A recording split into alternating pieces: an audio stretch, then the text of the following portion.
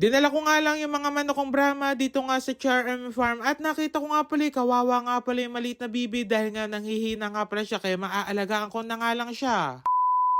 Napagdesisyon ko na nga na ngayong araw nga nadadaling ko na nga pala sa CRM Farm. Ito nga parang mga alaga kong mga Brahma dahil nga medyo malalaki na nga pala sila. Dahil nga ang goal ko nga pala kapag nga pala malalaki na dadaling ko na nga pala sila sa CRM Farm. Kapag naman mga sisiw dito muna sa bahay. Medyo malalaki na rin tong mga Brahma na to kaya man ipipre-range ko na nga sila dun nga sa CRM Farm. Napansin ko nga pala dito nga sa mga Brahma na to halos lahat yata puro lalaki at puro rooster. Kaya nga hindi ko pa nga pinapamigay ito nga mga Brahma na to dahil nga halos lahat nga pala rooster at wala nga palang yung head. Hindi nga ako nahirapan sa paghuli nga dito nga sa mga Brahma ko dahil nga mababait nga para sila at nilagay ko na nga para sila dyan nga sa cage niya yan dahil nga dadaling ko na nga para sila ngayon sa CRM Farm. Kanina nga umuulan, buti na lang tumila na nga pala ulan at dito nga kami dadaan sa likod nga pala ng CRM Farm. Kung natatandaan nyo nga, ito nga pala yung mga Brahma na to, ito nga pala yung mga sisiw na napisa nga pala sa incubator at pinapalaki nga muna namin sila sa bahay bago nga pala namin dalhin dito sa farm. Dito ko nga muna ilalagay yung mga Brahma dito nga sa cage na to at hindi ko nga muna sila pagsasamahin dito nga sa mga manok dito nga sa CRM Farm at lalagyan ko na nga pala to ng bubong para nga hindi nga sila makawala. Kung hindi nga ako nagkakamali sa nakikita ko, halos lahat nga pala ng Brahma na to rooster at hindi ko nga pala alam bakit hirap na hirap nga pala ako magpalabas nga pala ng head. Share ko nga sa inyo, una pa nga lang yung nagpapisa nga pala ako ng Brahma, puro rooster talaga ang lumabas at ngayon nga puro rooster na naman. Hindi ko nga pala alam kung bakit puro rooster ang lumalabas. Pagkatapos nga nilagay ko na nga pala yero dito sa taas para nga hindi nga pala sila makawala. Mga ilang araw nga pala tatanggalin na nga pala namin yan dahil nga papakawalan na nga pala namin sila dito nga sa malapit sa kubo. Maambon-ambon pa nga yung mga oras na yan kaya ang sarap nga palang pumutrip dito nga sa kubo at yan nga mga busog na nga pala sila kaya nanahimik na. Sa mga magtatanong nga ako ipipre-range ko nga ba itong mga Brahma na to? Yes nga ipipre-range ko nga pala sila dito nga sa harap nga pala ng CRM Farm at yung ibang mga manok nga pala nandun na nga sa likod. Pagkatapos nga nun at pupuntahan ko naman nga yung mga alaga nga pala na mga bibi at napansin ko nga pala dito nga sa tabon meron nga pala nag-iisa nga palang maliit na bibi at nanghihina nga pala siya. Siguro nga kakapisa lang to. Dalawang siso nga lang pala yung napisa at siguro nga kakapisa nga lang pala nito at bumaba nga pala siya dito kaya man nanghihina nga pala siya at ngayon nga medyo umabon nga pala kaya man medyo basa nga siya. Kawawa nga itong sisiw na to at nanghihina nga siya. Siguro nga baka nga iuwi ko nga muna sa bahay to at ilagay ko nga muna dun sa incubator at papalakisin ko muna siya. Sayang kasi kapag nategi siya kaya man ngayon nga iuwi ko na nga siya sa bahay para nga mas lalo ko nga siyang maalagaan.